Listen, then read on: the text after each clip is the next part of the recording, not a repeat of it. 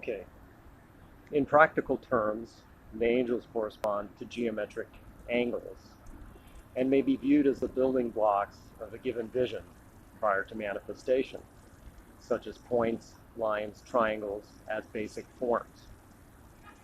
Connect the dots to form the big picture, but don't forget to dot one's I's.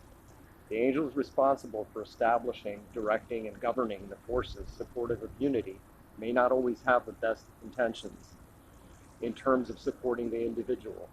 In fact, the collective may deem the sacrifice of the individual for the collective as necessary.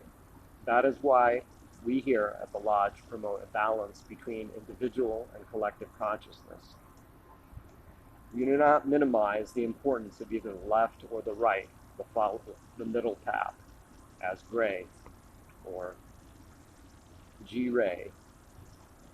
In addition, it may be useful to view the angels as controlling time-space.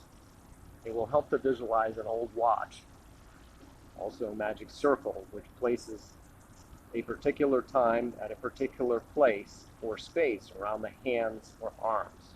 Magic tools of the watch: observer, self, one, magician, standing erect in the circle 0. This is a means of unifying time, space, or thought under the direction of the observer, a magician.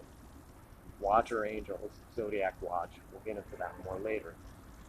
You will learn this later in the course during the construction of your magic circle corresponding to the zodiac in order to consecrate your lotus or rainbow wand.